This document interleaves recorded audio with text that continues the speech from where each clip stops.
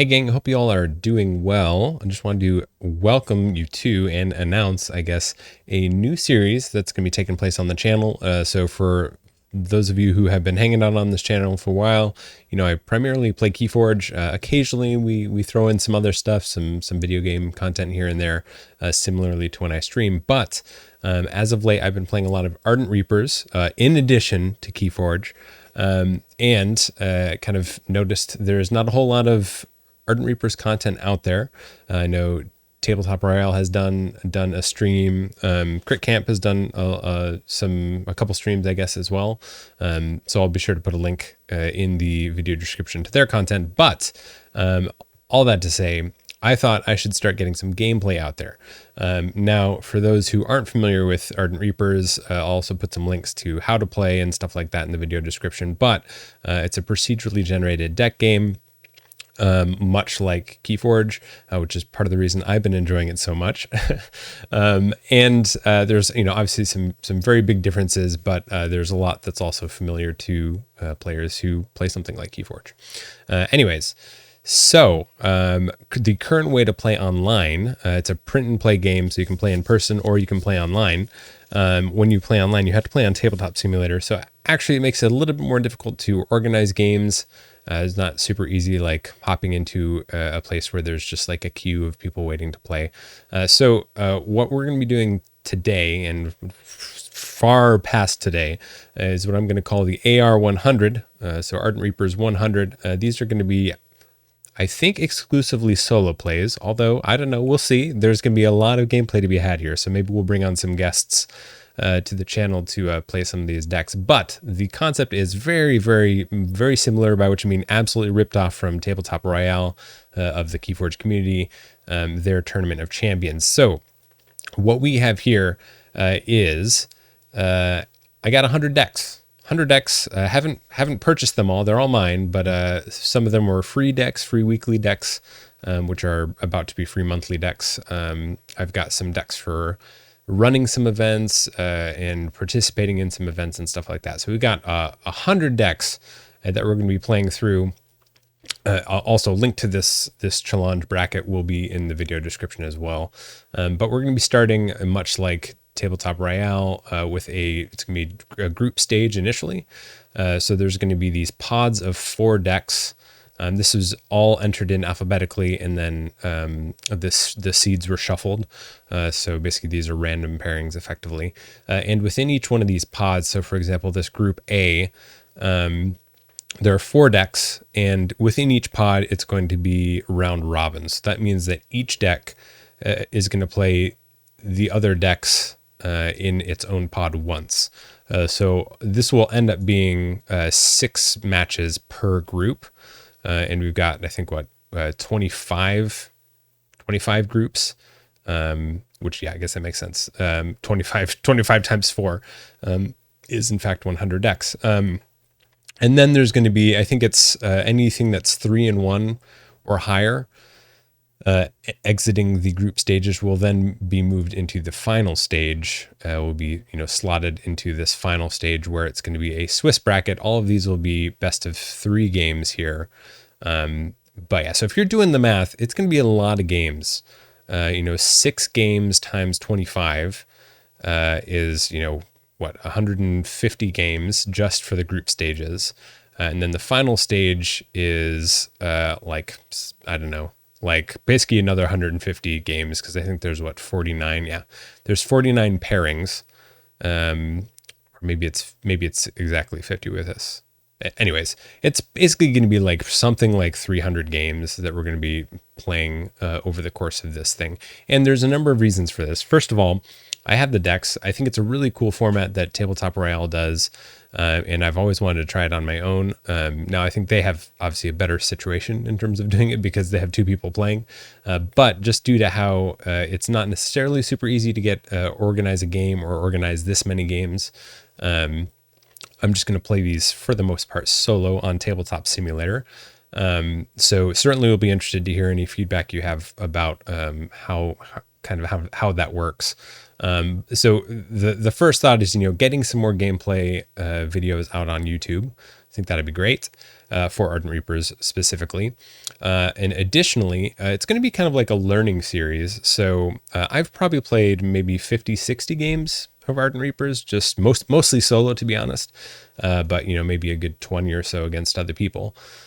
So, you know, probably in the grand scheme of Ardent Reapers players, I'm pretty I've got some good experience just because it's a relatively smallish group currently of sort of dedicated players. So, but I'm still very new to the game and just learning and figuring it out. And I'm hoping that over the course of this tournament, if you will, I'll continue to grow and continue to learn. So, you know, I'll be happy to hear in the comments of any of these videos, you know, if you see plays that I botched or, you know, things I could have done better or things I did well. You know, I'm here to kind of learn more about the game and learn more about the strategy of the game. I wouldn't consider myself a particularly strategic player of any game. But, you know, I think if you're going to play 300 games, you're probably going to get better over the course of it. So with that said, we're going to be getting started today. The first episode of this series, the Solo AR 100, if you will, or maybe other insert catchy title that I come up with in post after recording. We're going to be starting out today with Group A, and we're going to be having two different matchups here. So I think the way this is going to work, at least for the start, and again, open to feedback, is we're just going to hop into Tabletop Simulator and we'll take a look at the first pairing, the first matchup there, look at both decks, and then just hop into a game. And to clarify, all of these round robin games in the group stage will just be, it's not best of one, it's just going to be one match. So not doing best of threes at this point because I don't want to be here for an absolute eternity. At this point, this series is going to be pretty long anyways. So, but the objective is to get through kind of around each video. So that will be two different matchups,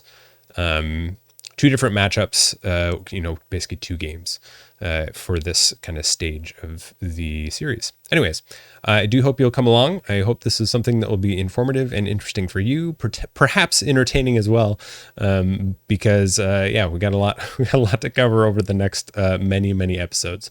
So let's hop over to the tabletop. All right, so here we go. Got ourselves get the first pairing up for the day, first pairing of the event, and a quite interesting pairing it is so far. This is Vigne Centurion versus Woeful Patriarch. Now, very interestingly enough, I have played both these decks. I will say there's a number of the 100 decks I have not played at all and only barely looked at, but I have played both these decks largely because our Vigne Centurion may have actually been one of my first two free decks. So for those who are unaware, when you open a free account on ardentreapers.com, you get two free decks, and then you can immediately redeem a free monthly deck. So this may have been the free monthly deck, that free initial monthly deck, or one of the first two free decks. So anyways, one of the very first decks that I got when they launched the game, did their soft launch, which is pretty cool. So a deck I played a couple of times. One thing that I think is kind of interesting about this deck is it it has the ability to give, I think creatures can have all three of the skills, if you will. So Fog Machine gives all your creatures, I think, Sneak 5. The Buddy system gives all your creatures Team Up. And then I think the three Brother Bears already have Bear Hug. So I guess it's technically the three Brother Bears that can have all three of the fighting abilities, if you will, which is just kind of interesting. But yeah, we've got let's see, 1, 2, 3, 4, 5, 6, 7, 8, 9, 10 creatures in this deck, which is pretty good. We got triple Kazoo. So some great ability to rotate creatures to active. We got the Teed Scrapper, which has some great score pile interference for our opponent. And of course, you love to see pretty much any type of silent or silence card. Silence Enforcer being the weaker of the three, but still pretty good to be able to lock down, prevent your opponent from playing some of those really high quality actions, or I guess any action for that matter.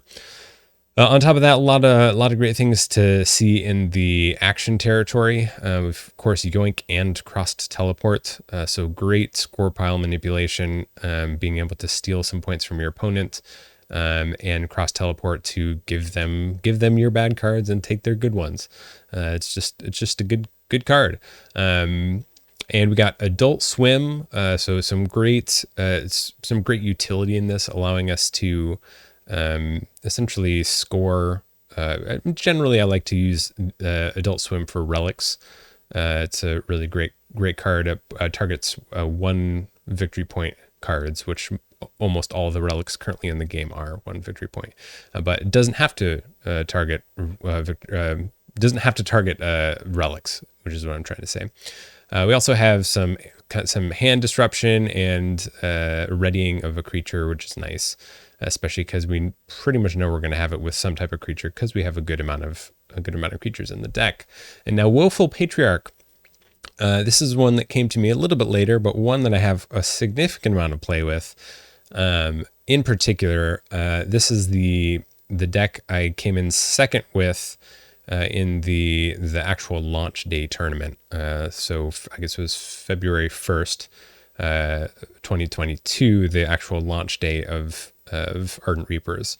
There was a nice tournament. There were some prizes, some cash prizes on the line. And this is the deck that I took, because it's got kind of it's like an interesting, I feel like it's sort of a combo deck in some ways, if to borrow that term from maybe some other games. But it's I would say it's a little kind of light on the board, despite having some decent sized creatures. Like we've got 8 creatures, so not entirely light, but the creatures it does have, Greaser being 9 power, 9 power, Sneak 10, I think what it is. Drove and Jebs are both 8 power. Teed Scrapper is 7 or 8. Again, I'm still learning and trying to figure out the cards. But so we have some decent brawling creatures.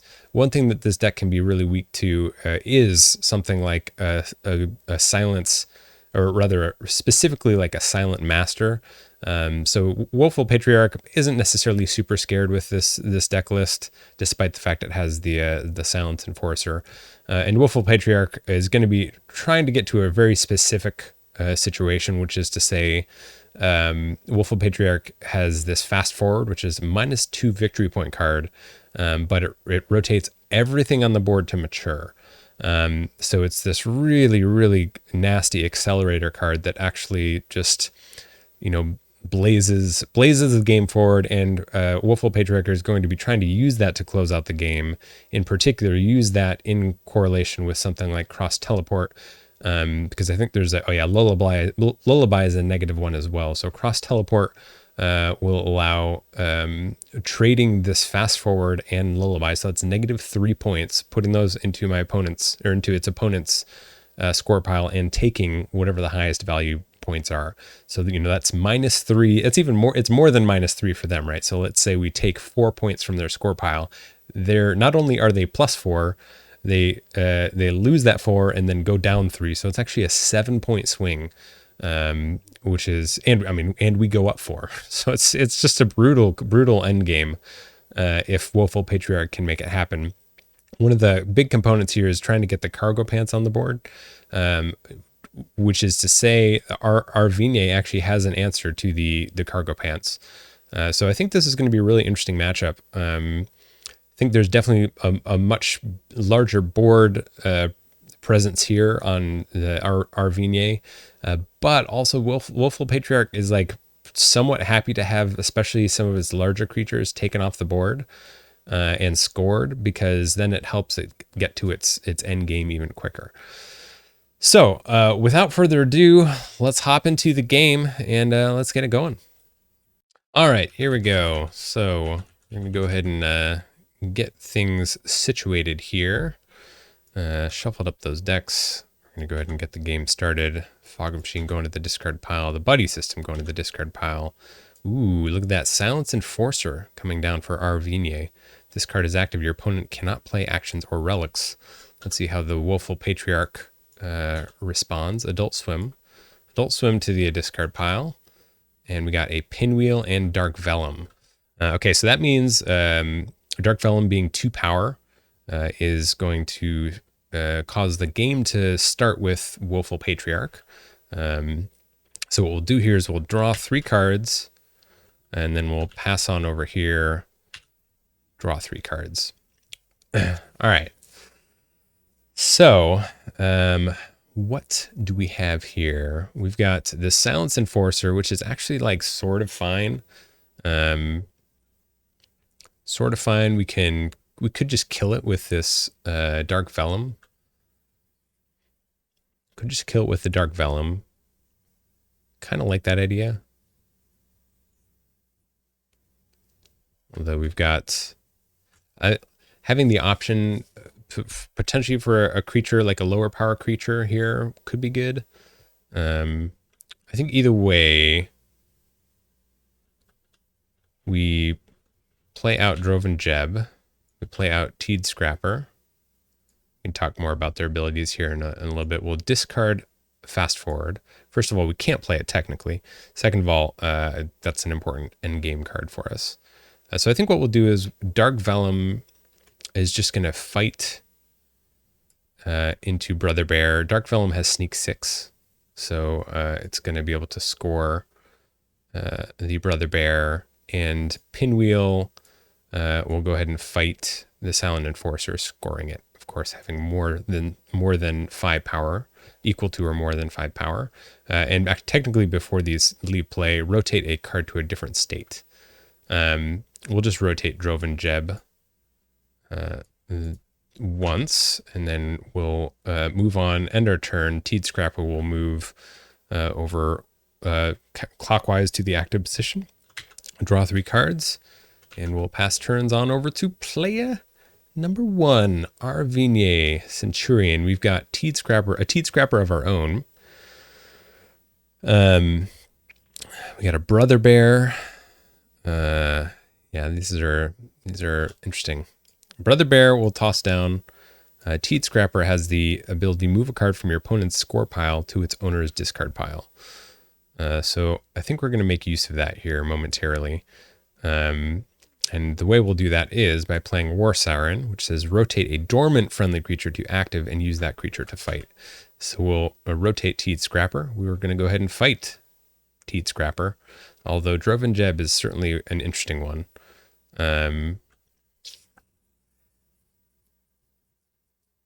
Yeah, I don't know. Feel like Teed Scrapper could be useful later. So we're going to fight their Teed Scrapper, score it, and I guess technically before this leaves play, move a card from your opponent's score pile to its owner's discard pile. So we're going to take this Silence Enforcer back to our discard pile. We'll score their Teed Scrapper. Our Teed Scrapper goes to the discard pile. And then that's that. Brother Bear is going to move on up to being active. We'll draw 3 cards and pass turn. See what the Woeful Patriarch has to say about that. We've got Lullaby. We've got the Buddy system. So the Buddy system, Relic, friendly creatures gain team up. Let's go ahead and toss that out. We might as well, do we want this Greaser? This Greaser, I will say this Greaser is tough to get rid of. It's tough to get rid of. There is a Ginormica, so it's not impossible. But I'm thinking what we want to do here is we want to fight Droven Jeb into Brother Bear.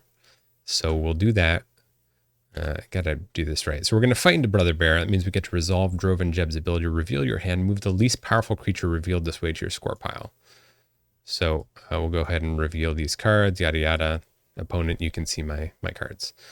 So Greaser is the least powerful creature, which is kind of funny at 9 power. So Droven Jeb will score that. We'll also score Brother Bear from the fight, and then we're going to discard Lullaby. We'll end our turn, rotate the Buddy system, and draw 3 cards and pass it back. Arvinier, nothing on the board. Nothing on the board. We have drawn into the Adult Swim, which I think is actually going to be pretty critical against Woeful Patriarch. So we'll go ahead and throw down this Brother Bear Kazoo. And we're going to we're going to end it there. We're going to hold on to this Adult Swim. I feel like we're getting pretty close. Yeah, 5 cards left on Woeful Patriarch. So we know we're going to be seeing the Cargo Pants soon.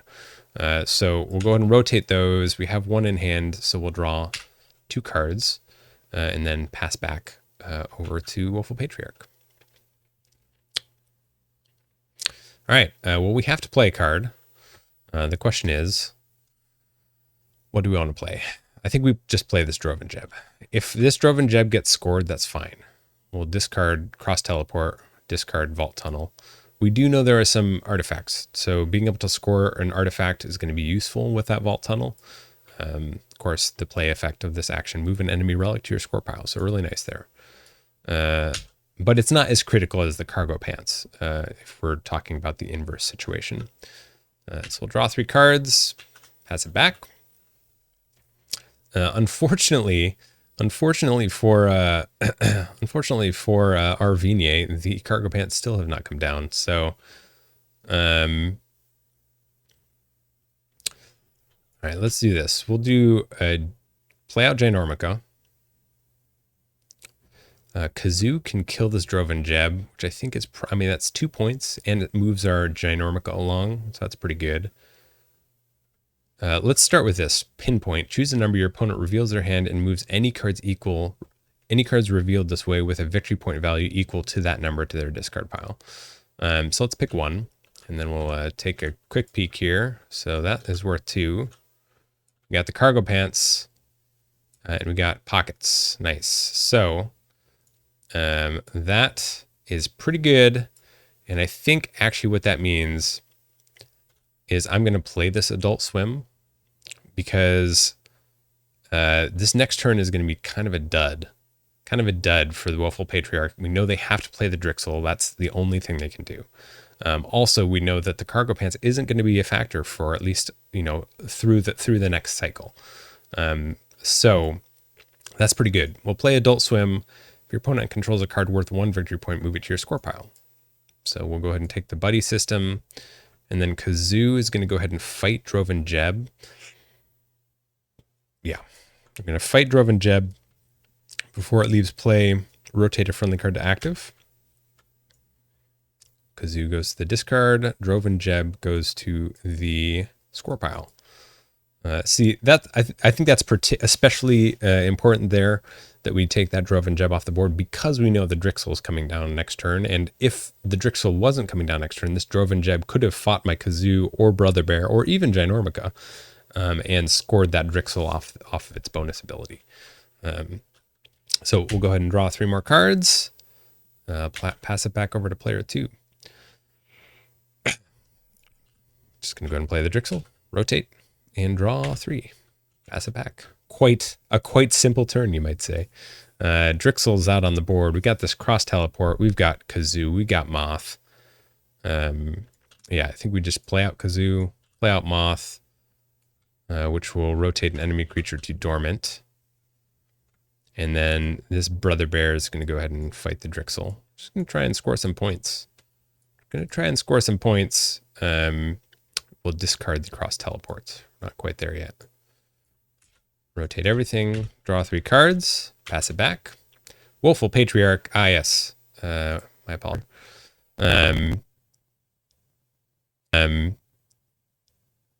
Interesting. So we could return to sender or we could Armageddon. I'm tempted here. And maybe hold on to Armageddon.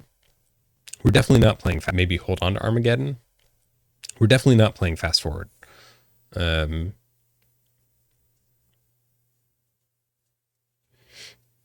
Armageddon is also pretty clean. We could also just Armageddon and return to sender. No, let's do this.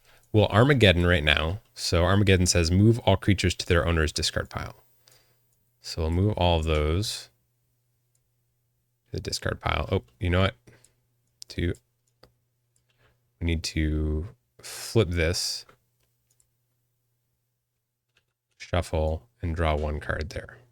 Okay. So now all 3 of these I do apologize. Gonna have to kind of work out some of the details of how this is gonna work out. I'm sure over the course of the next 300 games or so, I'll get a little bit better at using it, but primarily going for a presentation that's useful. We'll discard fast forward, and then we're going to draw 2 cards end our turn. We know there's a good amount of creatures in our Vignette, so we're going to hopefully try and stuff some more of those creatures back. All right, we got the buddy system and Kazoo. We could yoink something. Let's take a quick peek here.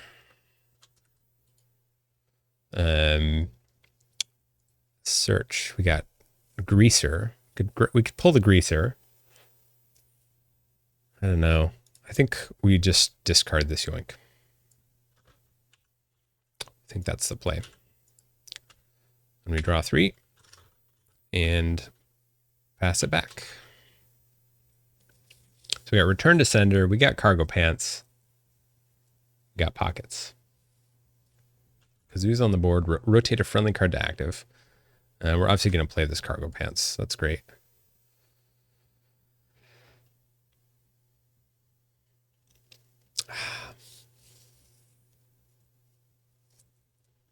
You know what? Let's play the Return to Sender. Shuffle 2 enemy creatures into their owner's deck. Shuffle 2 friendly creatures into their owner's deck. That's going to go back there. We have no creatures. We will play out Pockets. And we'll draw 4 cards and pass it back. Cards and pass it back. Got Fog Machine. Friendly creatures gain Sneak 5, so that's good. Teed Scrapper. And then we'll discard this Cross Teleport. Rotate everything. Draw 3. And pass back. All right, here we go. Now we're talking. We can make some stuff. We can make some things happen. All right, so we've Adult Swim and Vault Tunnel, so we could potentially deal with both these. I think what we want to do here, Fog Machine is probably more useful. But this is what we're going to do. Droven Jeb is going to come down. Dark Vellum is going to come down. We're going to keep Pockets right where Pockets is. We are then going to a Vault Tunnel. So Vault Tunnel says move an enemy relic to your score pile. We're going to go ahead and grab, I think, Fog Machine. There's like maybe a reason to pick the buddy system because it's already mature and it could be scored by our opponent. But I think the sneak ability is potentially more useful, although I don't know how useful it is in this particular matchup. So that's Vault Tunnel. And we got Adult Swim. If your opponent controls a card worth 1 victory point, move it to your score pile. Excuse me. What an excellent card. So we could obviously take this buddy system, but I think it's more prudent to take Teed Scrapper because it's got a potent bonus, and it also frees up the board. So we now have 3 creatures completely unopposed on the board. So we'll do that and rotate, draw 3, and pass back. Yeah, this is a challenging spot right here. Challenging spot. Do we just play all 3 of these out? If we play all 3 of these out, then they can all be dealt with. Because Dark Vellum has Sneak 6. Can take out Silence Enforcer. Brother Bear can be easily taken out by Pockets or Droven Jeb. Yeah, that's a tough spot to be in. But if we had to play something. We had to play something, and 5, 6 cards. We still have our Yoink and Cross Teleport, though. So we're kind of in a race right now. And that race is we need to try and get back to that Yoink and Cross Teleport, figure out a way to close out the game. I think this buddy system is probably safe for another turn. We'll draw 3, pass back. Oh, you know what? We draw another card because of the cargo pants. Oh, that's it. You know what? We don't have another turn. So, all right. I'm just going to retcon briefly. Because we would have known that Woeful Patriarch has all of its cards in hand. Okay. I hope that's okay, just for the sake of it. That was a misplay, me not drawing the card anyways. So, well, would you look at that? This is exactly what you'd like to see on Woeful Patriarch side of the board. Woeful Patriarch gonna play out Pinwheel, gonna play Lullaby. No fighting from. Oh, this gets flipped and shuffled. Not that it's probably gonna matter here. No fighting from Arvinier.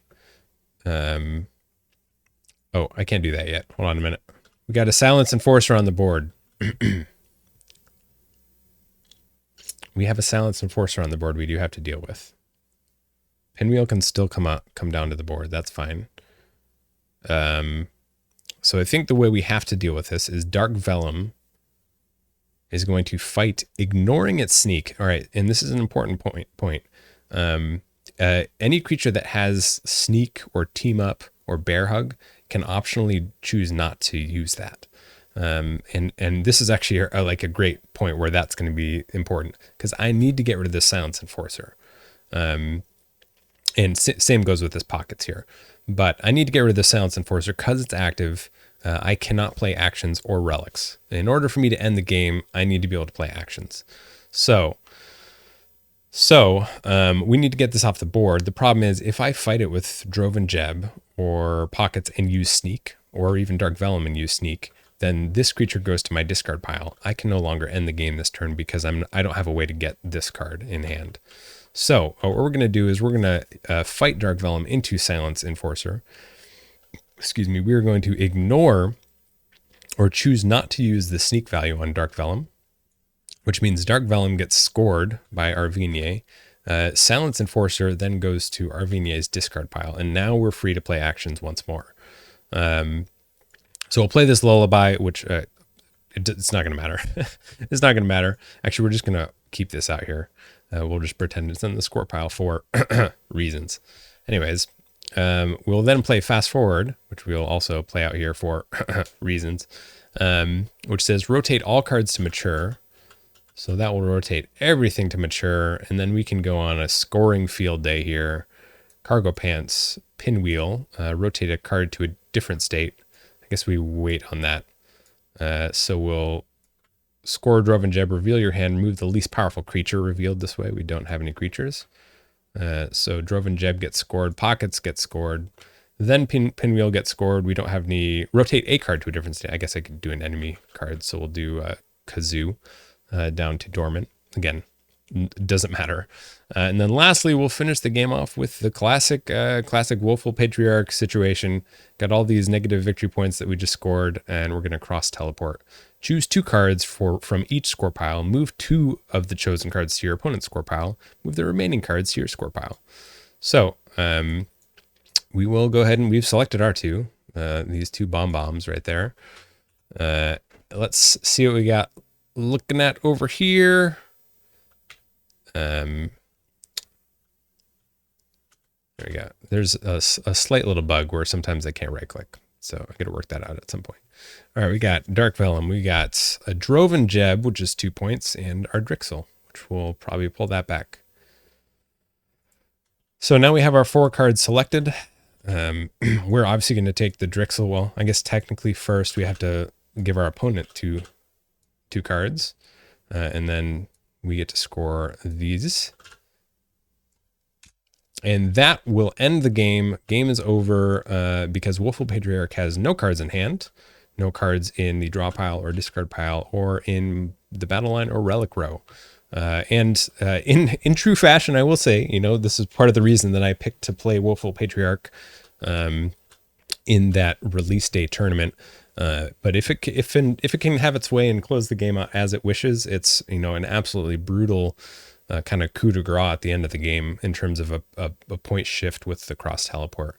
And it ended up working out. I will say that the cargo pants did ultimately end up being, I guess, critically important. So maybe there could have been something about holding on to holding on to that holding on to the Adult Swim for Arvinier, but I really don't think it ultimately would have made a huge difference. There was enough disruption in this particular matchup, timed well enough with Woeful Patriarch, with in particular the the Armageddon into the Return to Sender. We didn't even end up using the Lullaby, but that's another great avenue for the Woeful Patriarch to kind of stall stuff on the board to just eke some more value out of stuff on the board before kind of thinning out the deck enough that it can draw into its big combo, the big coup de grace at the end. Anyways, so that is game one of round one of Group A. Let's hop on over to the second half of this round. We have two new decks entering the arena. And let's hop on. Let's move things over, and we'll get into that game.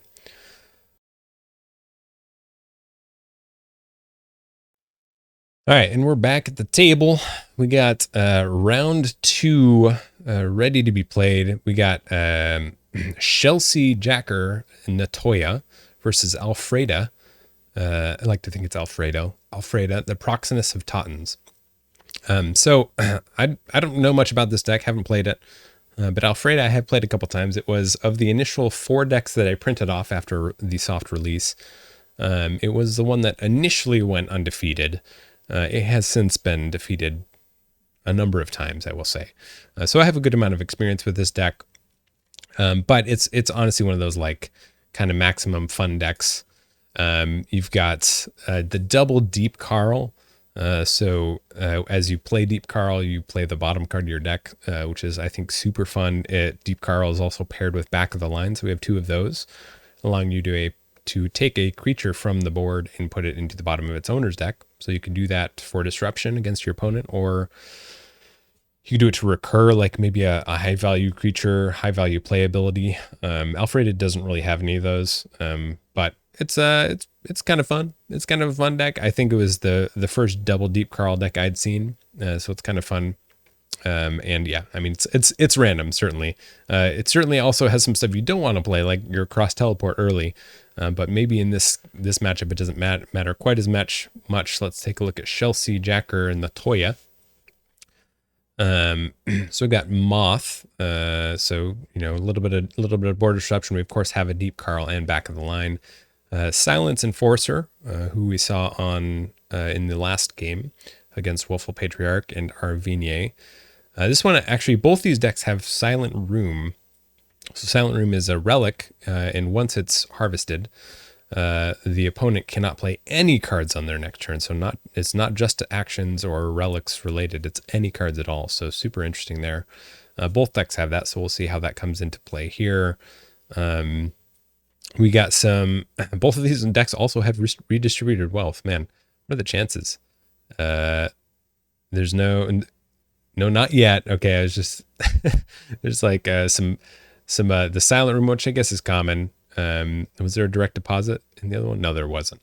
Now, both these decks also have the Auditor, which will be interesting to see how that comes into play. Auditor is kind of a tough card to work. 7 power creature with worth 1 victory point. When you play it, you reveal your opponent's hand and you score the least, I think it's the least powerful creature in their hand. Or maybe it's least valuable. No, least powerful. Yeah. Anyways, we'll figure it out when we get to it. But it can be kind of a tough one, especially if your opponent has a way to, like, back of the line the Auditor, so you have to keep playing it or something like that. So in this matchup, it's going to be really interesting to see how that works out.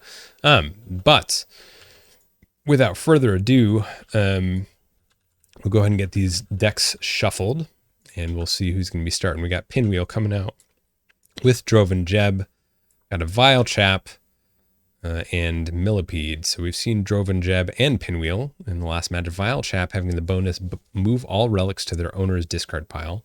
So when this fights or harvests, we get that ability. And we got Millipede, which has Sneak 10.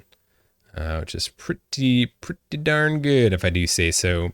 Vile Chap is the lowest power creature, so that means Alfreda is going to be going first. We'll draw 3, and we will pass on over to Alfreda to draw 3 and start things off.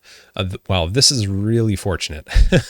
Really fortunate. We have Deep Carl and Cross Teleport in the starting hand, so we know that we can't play this Deep Carl off of Cross Teleport. I think that's huge. So let's go ahead and play out Deep Carl. Deep Carl, of course, having great art and saying, play the bottom card of your deck. So let's see if I can figure out how to do that. I think I did that right. It is Yearn. So team up, 4 power, 1. Oh dear, I have made a terrible mistake. Oh, I see what happened. Yeah, okay, we're still working it out.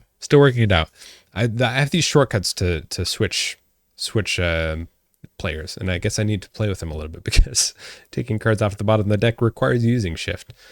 Where were we?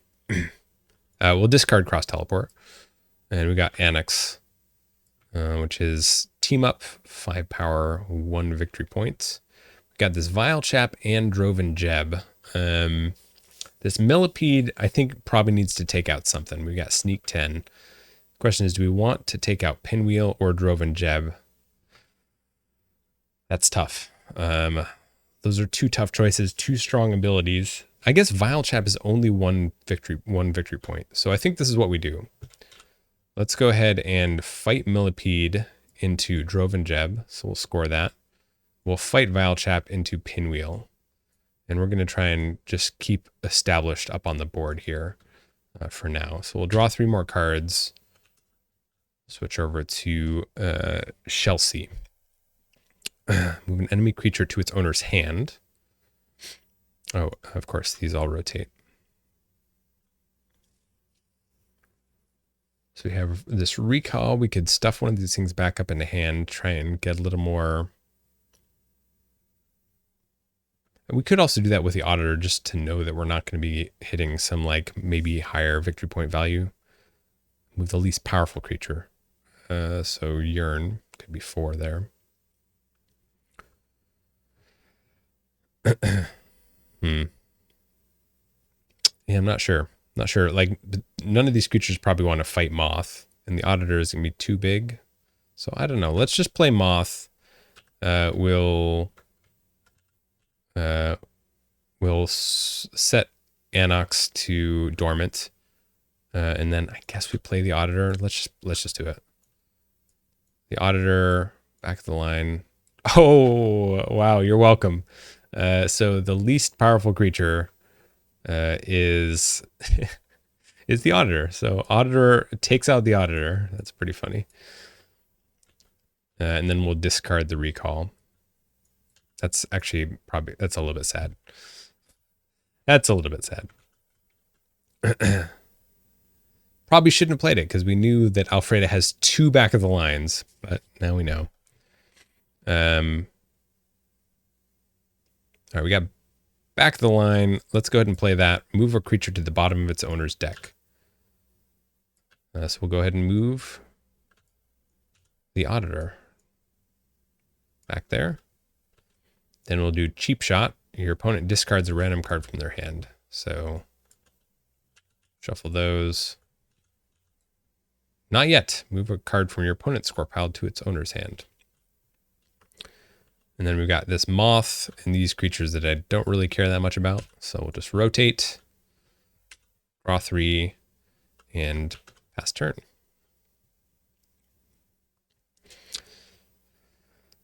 All right, here we go. We got this Yearn, we got the Annex. Throw down the Saboteur. Let's throw it out in Silent Room.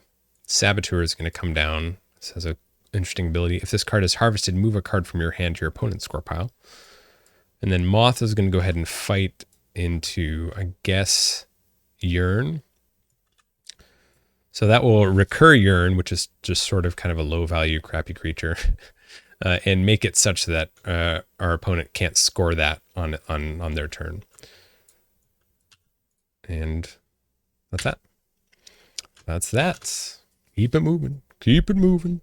Got a back of the line of our own. We could actually back of the line our Deep Carl. I think this Silent Room definitely comes out.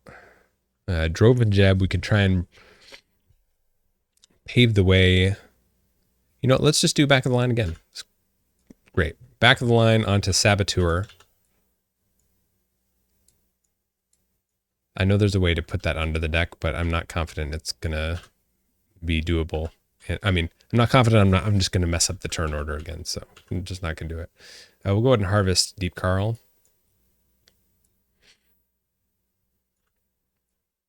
And then rotate there. Rotate there. I think, yeah, Annex rotates. Pass it back. Pass it back. Chelsea, what you got? You got a back of the line of your own. Interesting. So we have seen both the back of the lines. The problem is Droven, I guess this Annex could fight the Auditor. If Droven Jeb fights the Auditor, then the Auditor will get scored. I'm just trying to like not play the Auditor. And I'm talking about the Auditor because I have this Deep Carl, and the Deep Carl is potentially going to play the Auditor. I could also get 8 cards left. Jeez, I really need to start moving through this deck a little bit. All right, I guess we'll do back of the line. Move a creature to the bottom of its owner's deck. Do I really want to do that? Droven Jeb would be better to do this with. Anox. All right, let's just do this. We're going to put Droven Jeb to the bottom of its deck. Oh, we haven't seen the second Deep Carl. All right, that was probably not a great play, but it's okay.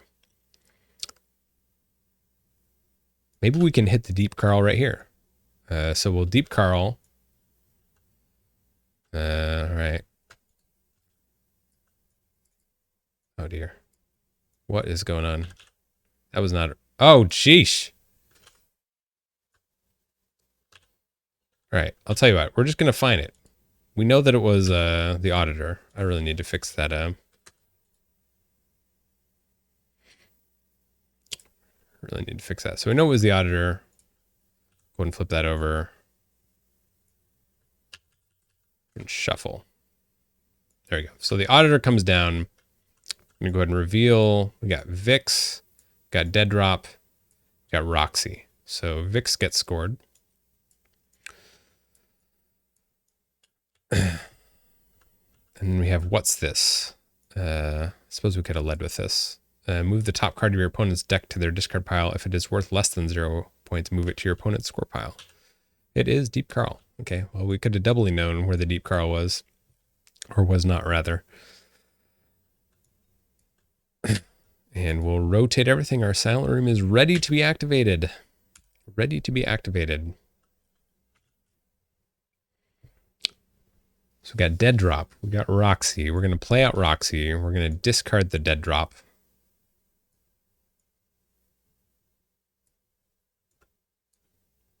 Does Annex want to fight something? Annex could just fight the Auditor. I think that's pretty funny, actually. I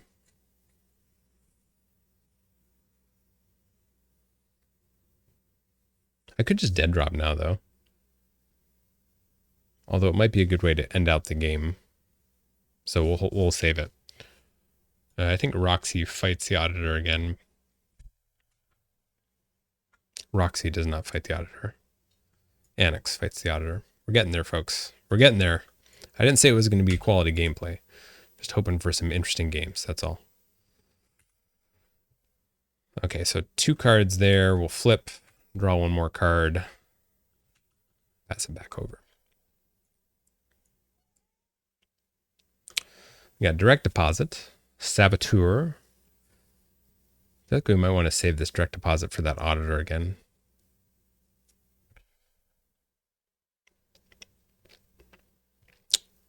So let's, well, we have to play a card first. We'll play out Saboteur.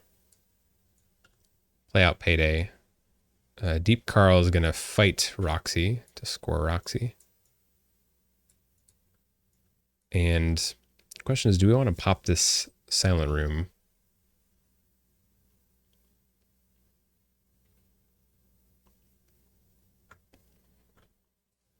I don't think so. I think maybe there's probably a better time to do it. We have stuff on the board that, so I don't know. I feel like I just want to leave it as it is. 1, 2, 3.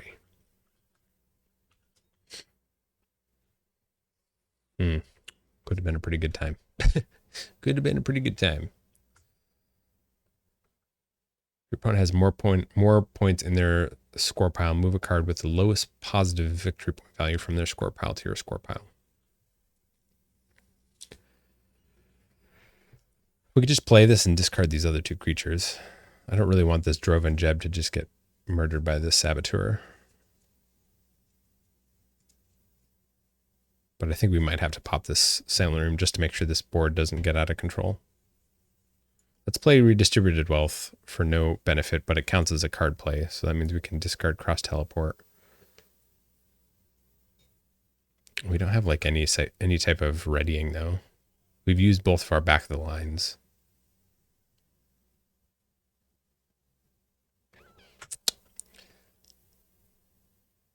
Maybe we try to build up a bigger board so we hold on to the Droven Jeb. It still could get fought down though. We have the Cross Teleport. You know what? Let's play out the Droven Jeb. Play out the Droven Jeb. I think we are going to pop the Silent Room. And we'll draw 1, 2, 3. So no cards can be played by Chelsea. Particularly brutal in this case. No cards can be played. Saboteur can fight. If this is harvested, move a card from your hand to your opponent's score pile. All right, let's do this. We'll fight with the Saboteur. And then I guess we pop our Silent Room. I really don't know what the situation on this is, because then we can get a Silent Enforcer down next turn.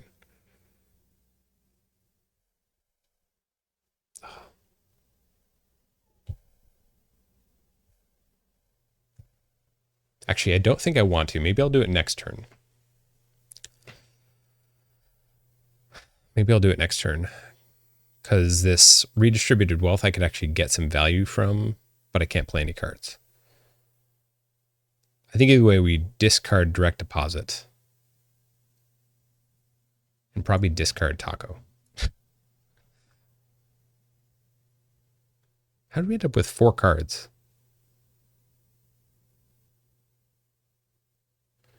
I don't know how we ended up with 4 cards there. It just didn't occur to me.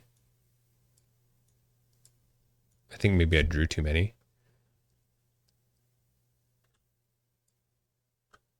So let's do this first. We'll group these. Shuffle. 1 will go back on top of the deck. All right, so these are the 3 we had. Well, okay, we would have discarded Taco and Direct Deposit. So then we'll draw 2 more. We have 3 now. Bear with me, folks. We're working out how to do this.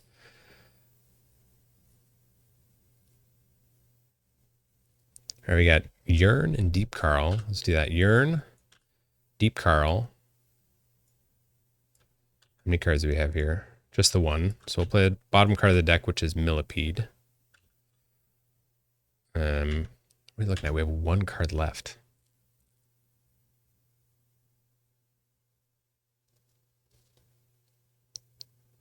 I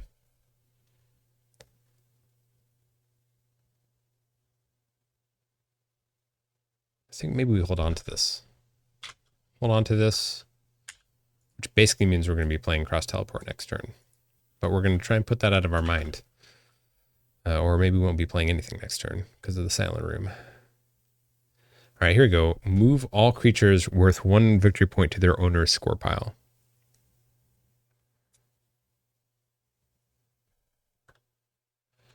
How many cards do we have left here? 8 cards. Sheesh. All right, so we're going to play Redistributed Wealth to grab, I guess we'll just do Silent Room. That, of course, redistributed wealth says if your opponent has more points in their score pile, move the card with the lowest positive victory point value from their score pile to your score pile. So we'll do Silent Room. Then, do we want to do this? We can't stall really any longer.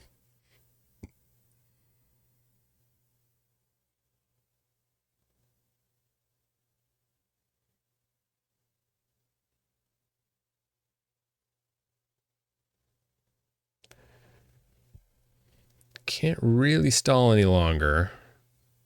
We know the cross teleport is coming. So we could roll the dice. I think what we do is we roll the dice. So move all creatures worth 1 victory point or less to their controller's score pile. So that is Payday, Yearn, Deep Carl, Millipede. Clears the board. And then we play Silent Enforcer, which says if this card is active, your opponent cannot play actions or relics. So we flip there, shuffle, draw 1, 2, 3. All that good. And here we go. Alfreda cannot play any actions due to the Silent Enforcer. So we pass turn back. We got a direct deposit. We could play the bottom card of our deck. Let's do that. Play the bottom card of our deck with Deep Carl. We've got 5 cards. We're just going to flip it, grab it, flip this back, shuffle. So that's not bad. We've got this Saboteur. And all the stuff rotates. And I think we're just about to be in rough shape. Unless in lieu of some type of miracle.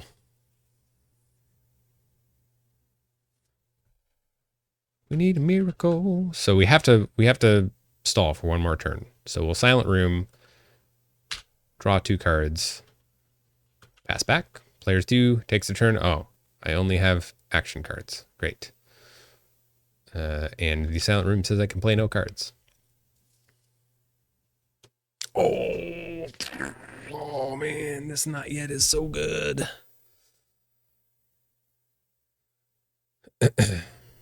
This Not Yet is brutal. It's gonna be brutal. So what do we play here? Do we want to direct deposit the Auditor?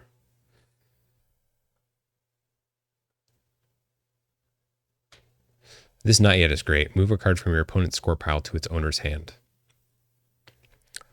So I think what we do here is we direct deposit. We can play the Auditor right now.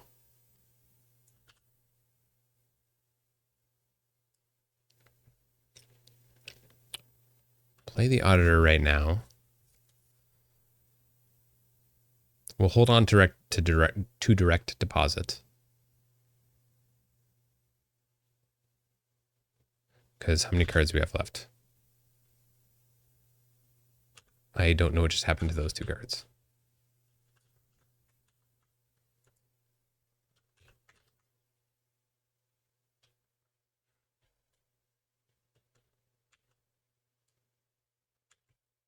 All right, we're back. We have 2 cards left, so we want to draw for sure. Draw 2 cards, so we can hold on to this direct deposit. That's fine. Okay, so we're gonna play Not Yet. Move a card from your opponent's score pile to its owner's hand. So the question is, what absolutely nefarious purpose do we have here?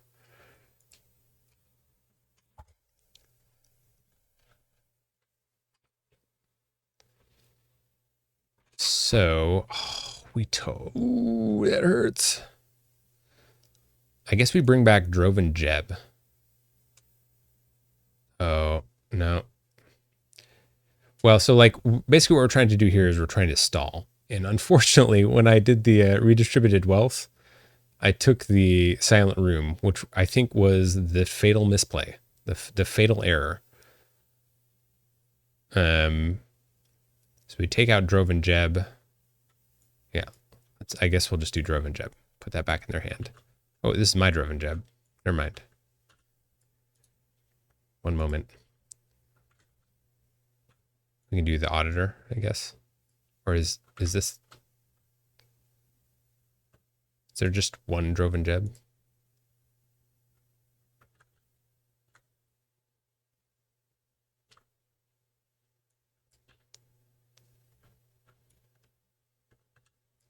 Okay, there we go.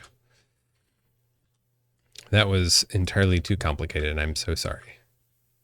So then we'll draw 2 cards and rotate everything. I guess we can harvest the Silence Enforcer. Unless we already have... Do we have any other 2-point cards?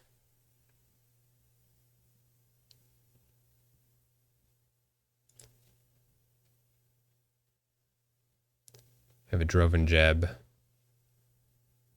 Yes, we don't. Actually, so maybe we hold on to the Silence Enforcer in case they decide to play their cross teleport. Like, just don't score it yet. Okay. So we'll rotate, rotate, rotate, rotate. And then draw 2. Pass turn over here. And, yes. Here's where we lose the game. So we'll dead drop. Move Auditor over here. And then play cross teleport. Oh man, that is brutal because had we those cards all together? I would like to look at these cards.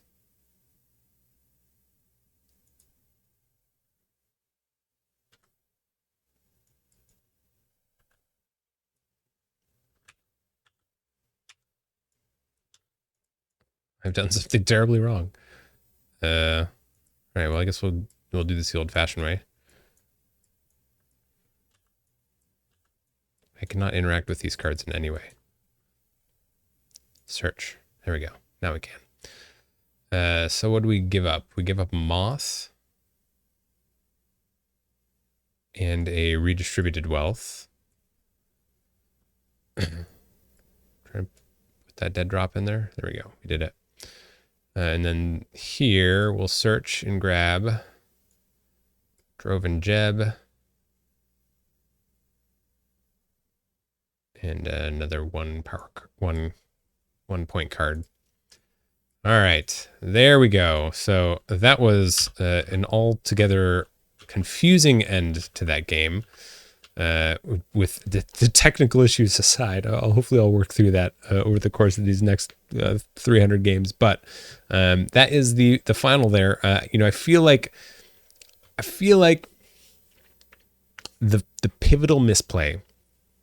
And let's just look at this, kind of talk this through really quick. I think the pivotal misplay was me not direct depositing, me redistributed wealthing their Silent Room. And I only did it because it was on top. I was like, well, that's a convenient one I'll grab.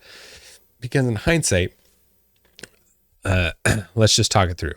Had I not done that, instead of giving back their Auditor, no, it wouldn't have made a difference. It wouldn't have made a difference. Okay, I feel okay. Because had I not done that, I would have given them back the Silent Room in their hand. The thought being they have to play a card. So they play the Silent Room, and then they have to wait. Their turn ends, it moves to active. They play another turn. Their turn ends, it moves to mature, and then they can finally harvest it. But that dead drop was huge because either way, it didn't matter what I put in their hand. The dead drop was going to allow Alfreda the ability to offload whatever it was to me. And then play cross teleport, or cross teleport and then dead drop. So I think in the end it didn't end up making a difference. We were kind of holding on to hope for something that wasn't going to happen. So this is probably maybe the the best case scenario there. But again, I'm happy to hear your thoughts, your tactical analysis of what should have changed there. But that'll be the end of this one. Alfreda, the Proxenus of Tottens, taking down Chelsea Jacker Natoya. Pretty close, 15-9. So especially considering the fact Woeful Patriarch took down Arvine 21-4. It's a pretty respectable margin here. Pretty respectable margin, and we're definitely looking at a potential threat from this board if that couldn't have been ended this turn. And let's see here. We have Pinwheel, Direct Deposit. So essentially, in one turn here, if there hadn't been the dead drop, right? In effectively one turn, Chelsea would have scored an additional 1, 2, 3, 4, 5, 6, 7, 8 -1, so 7, an additional 7 points, and then potentially if the auditor could have gotten put down. That's a pretty good point swing, to be honest. If even just this one turn happened, that's 7 more points. I do think, is that what I said? 1, 2, 3, 4, 5, 6, 7, 8 -1. So 7 points plus. And I will say that the Silence Enforcer would have been cross teleported. So that would have been 1 additional point. So it's basically would have been 6 more points, and 1 more point to Alfreda. So it seems like the end result would have been the same.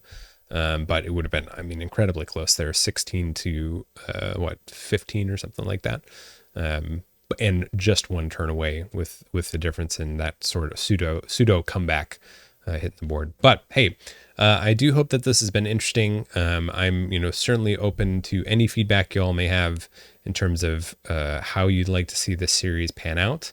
I know there's a lot of games that need to be played, but particularly I'll be curious to know if is the setup okay in terms of doing the hot seat flop, swapping between the two views? Is there something I should be doing to try and make that more obvious?